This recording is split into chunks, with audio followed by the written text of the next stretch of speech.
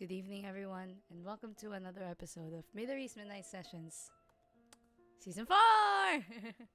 Yes! Medyo okay na guys yung boses ko. I can speak now. Actually verbalize things and not whisper. the, like, in the last episode kasi, diba, sobrang wala talaga akong boses. So, wala akong maano. I can't. Kumbaga, ang vocal cords ko, guys, bumigay. Yun kasi yun. Ewan ko, after the first session, parang bumigay lang talaga. Di ko alam kung bakit, pero bumigay. And hindi siya, here's the thing, hindi siya dahil sa ubo. I don't think it was because of the cough. I do think the cough worsened things. Alam niyo yung feeling na wala akong malabas. So I was coming into this second session as of today. As of kanina pala, I was scared. I was really scared kasi parang naisip ko, hala, baka mamaya hindi bumalik yung boses ko in time for that second session. And, siguro ito lang din yung pinaka-recent kong narinig from the therapy kanina.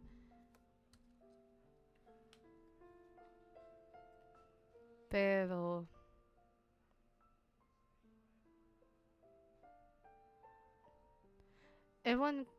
I don't know if many people know. I don't know if people know this at all. Na meron na talaga, I was already diagnosed with PTSD, post-traumatic stress disorder, in 2022. Nung time ng panic attack. Pero kasi one-off event yun eh. One-off event siya.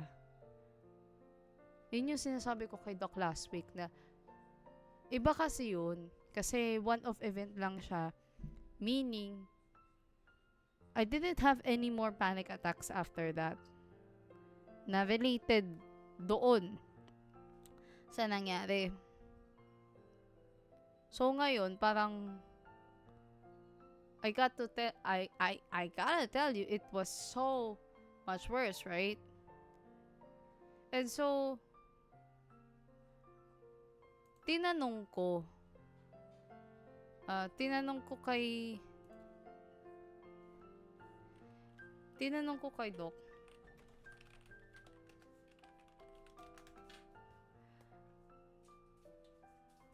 Tinanong ko sa kanya, sabi niya, ano bang working diagnosis ko? Ano bang working diagnosis ko? And he was saying na, basta yun.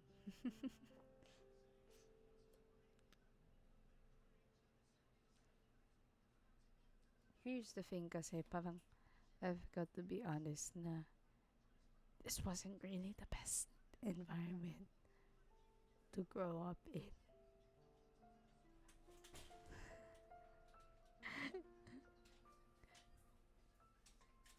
Babe, I was literally joking kay Doc kanina na. Guys, naman na yung humor ko. Wala lang. Gusto ko mag-trip eh. Gusto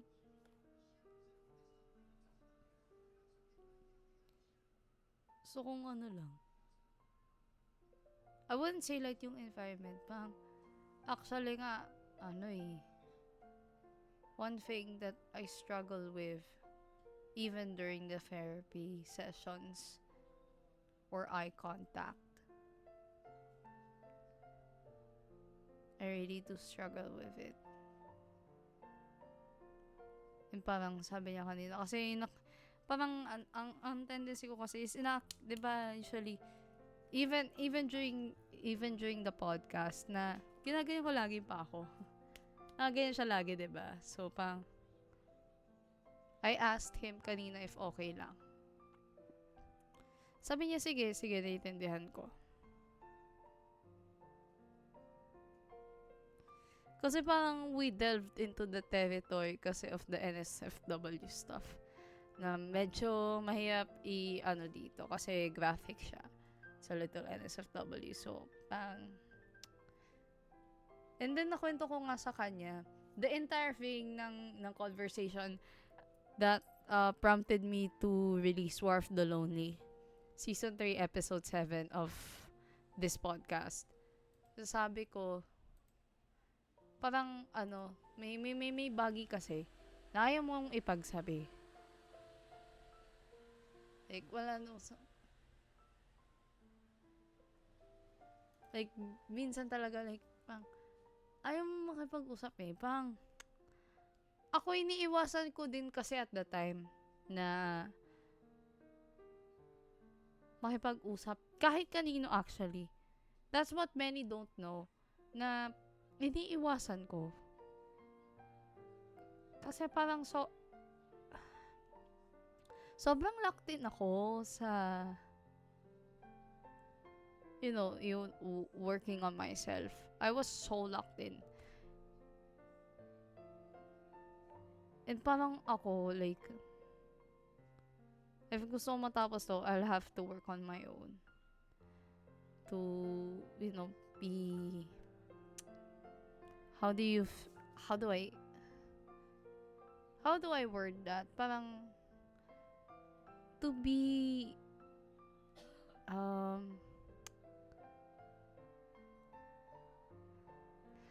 I don't know how to word it specifically.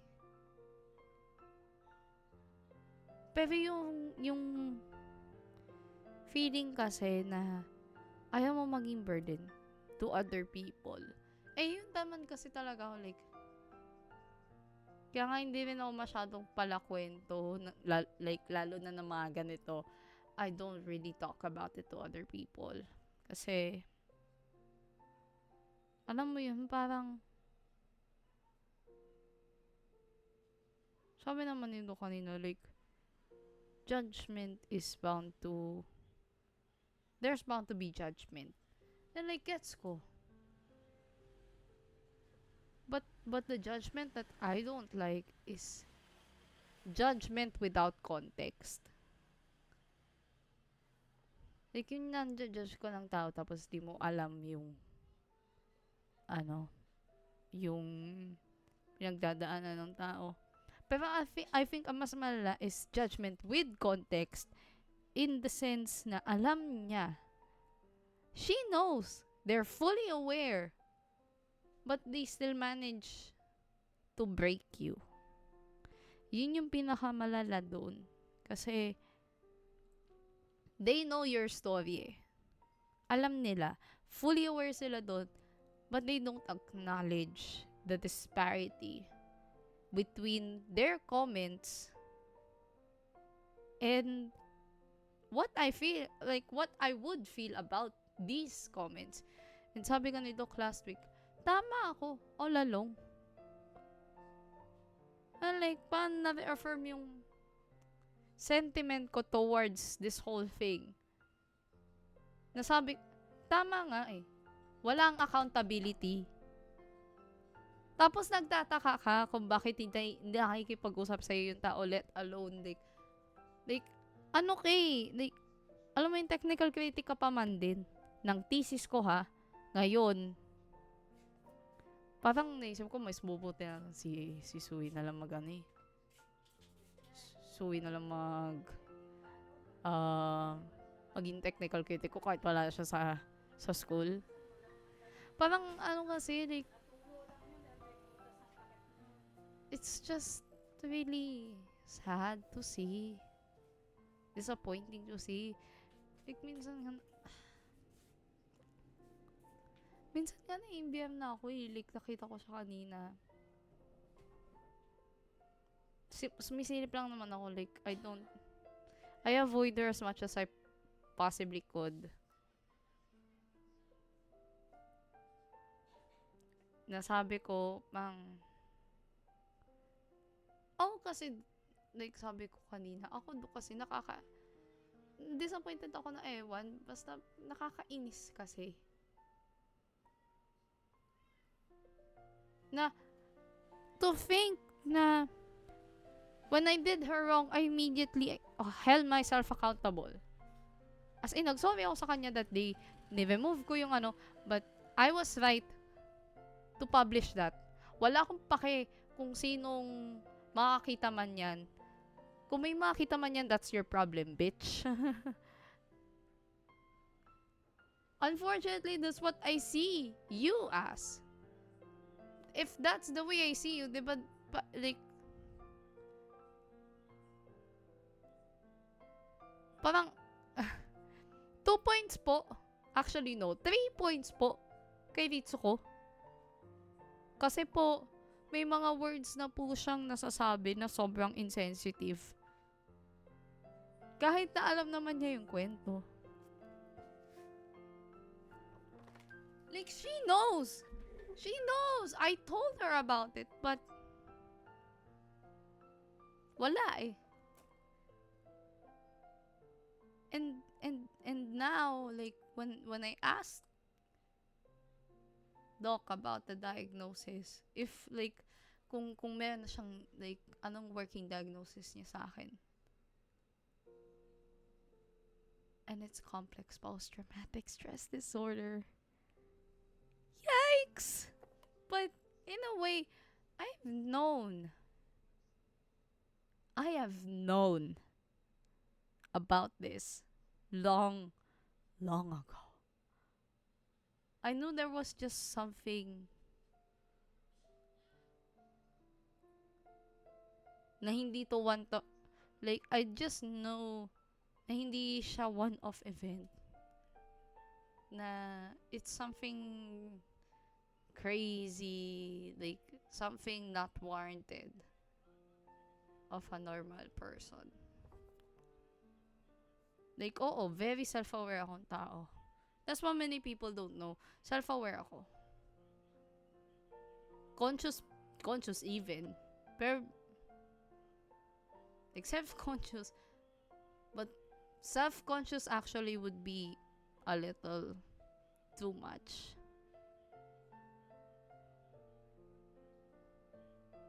And nung I knew eh. But hearing the words, parang I was like, oh shit. Fuck. Yikes. As in, like, oh fuck. I could just utter curse words. And a lot of them. Kasi I've always known, I just need someone to affirm what my suspicions were all along.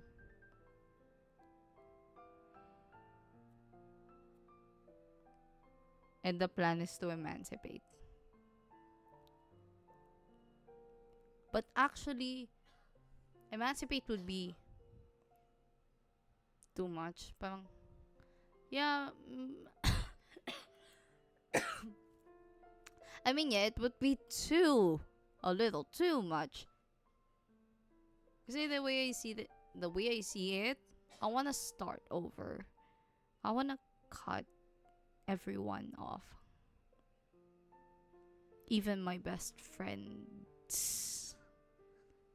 So, magsimula ulit. Kasi,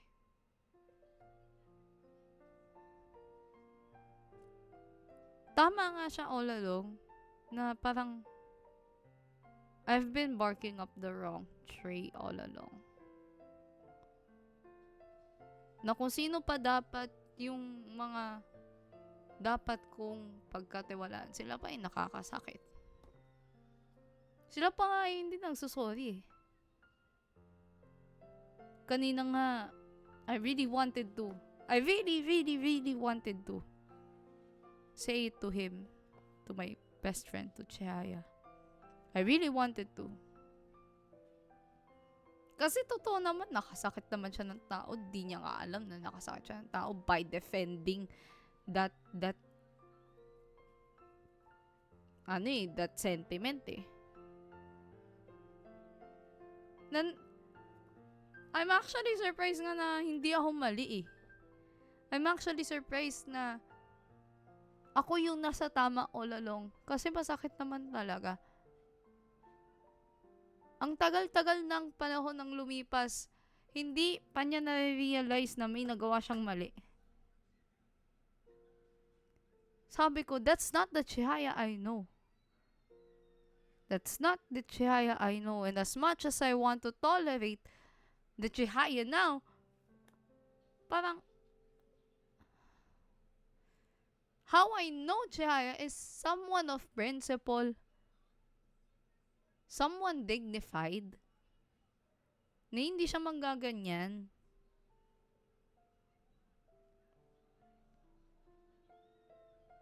I don't know if they were helping all along eh. I just feel like they were serving their own interests. Tapos magagalit sila kung bakit ako, like, I was literally bad-mouthing them. Tingnan nyo no February. I'm like, bitch, I don't want to talk about it to no one.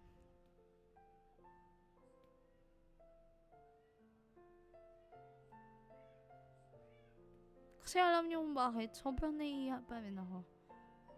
Like, I know I shouldn't be ashamed. I know I shouldn't be parang so afraid to tell that kind of story. Alam ko eh.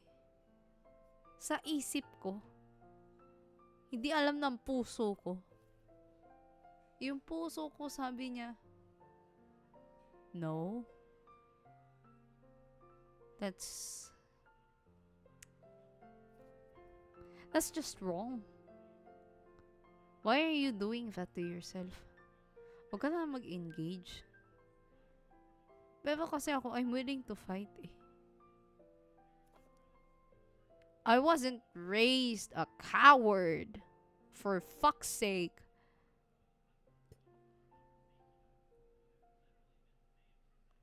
I wasn't raised a coward. Kaya nga kami nag-break ng una kong jowa kasi di niya ako kaya eh. Kasi I'm too much of a strong-willed person. But I mean, I have been a rebel all along.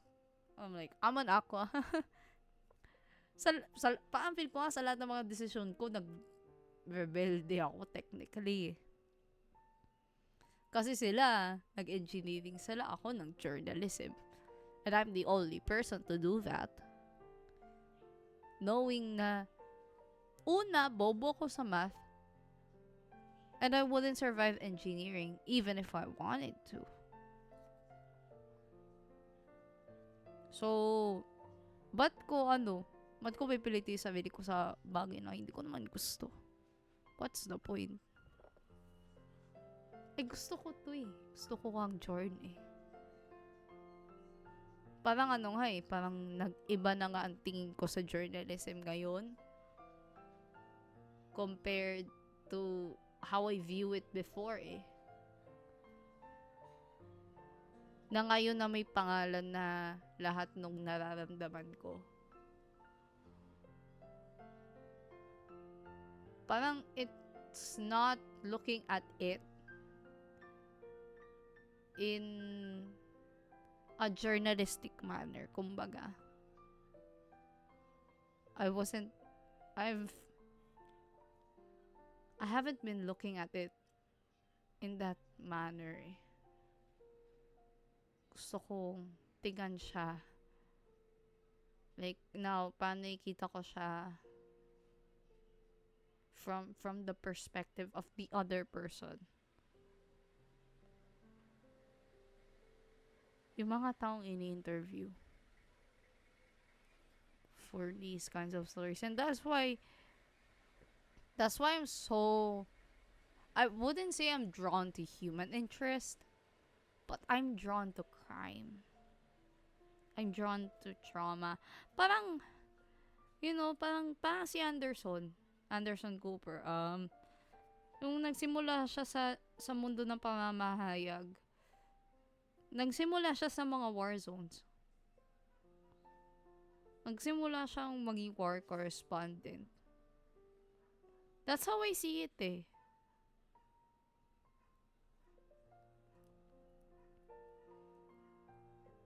Hindi naman sa ayoko guys magkwento. It's not that I don't want to tell the story. It's just, it's hard when people do not understand what that story means for that person. Parang, ang akala lang talaga nila all along is it's just a form of, it's just paper. Really. Yun yung nakakalungkot eh. Papel lang sa kanila. Grade lang sa kanila. But for me, it's not. It's my whole life. Kaya nga kahit grabe yung ano ko ngayon, I'm so adamant about finishing this kasi gusto ko sa pagtatapos nito, well, I mean, I don't just come out of it a better person. I come out of it with something of a purpose, you know? Kasi parang ngayon hinahanap ko na yun eh. Ano bang dahilan? Bakit ako nandito sa mundong to? Parang I go into that, that philosophical territory.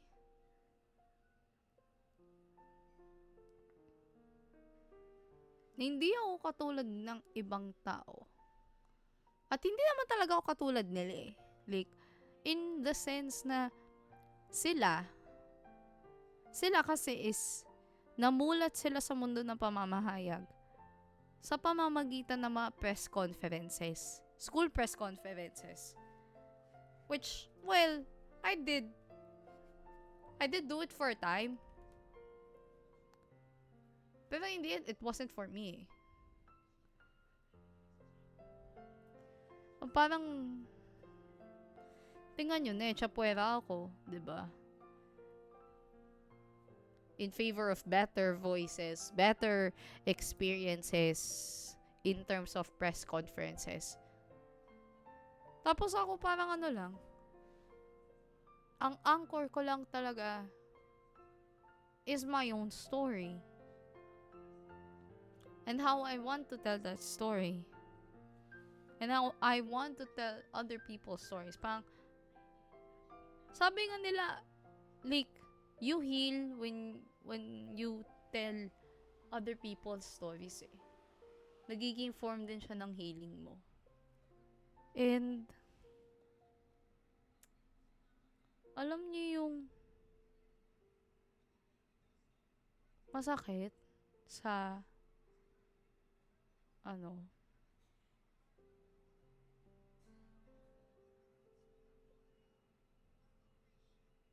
na parang grabe yung pang-etsapuya sa'yo ng mundo. Ng mga tao na parang, nakikita nyo ba ako? Na parang, napapa-question ka eh. If they do. Kasi sabi ko kanina, I think this was earlier today. Nasabi ko, ayoko kasi ng sa salita lang nila sinasabi. Kasi I've known eh. I know these words. I comprehend these words. The question is, how will you show that? Diba? Like, it is your actions that matter more than words can ever do. And this is a challenge.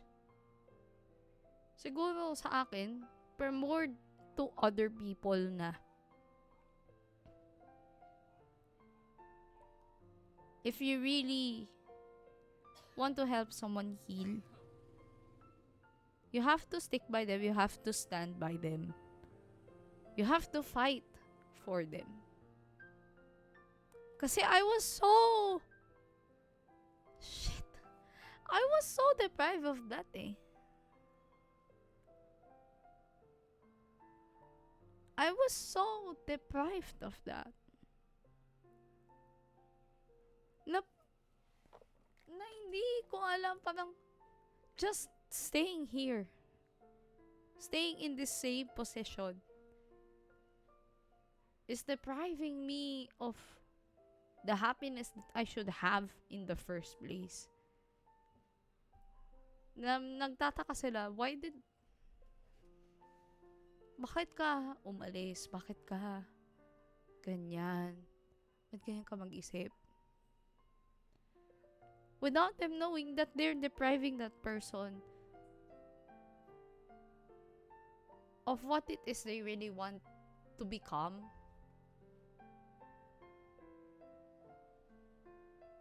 Na all along, I realized na hindi pala ako tanga. Pinagmumukha lang nila akong tanga. As in, pinagmumukha nila akong tanga. Pero di nila alam sila ang tanga all along. Na di nila alam finally may pangalan na lahat ng nararamdaman ko. And, you know, parang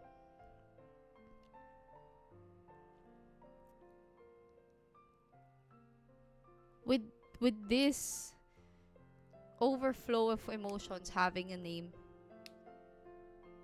it's more power eh. To be free.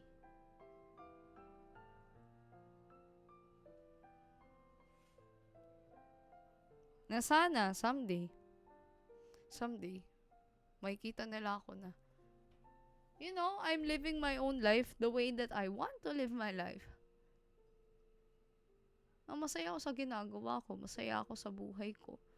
Kontento ako sa kung anong meron ako, diba? And that's pretty much, you know, that is pretty much what I want in life. There's nothing more. Kasi ako, I enjoy my own company. I enjoy myself. And that is just something, you know, something you earn from the emotions finally having a name. Oh, and I'm sorry guys kasi it's not back to its 100%, but I can finally speak. And I want to thank you for staying and for listening to this week's episode. I'll see you guys next time.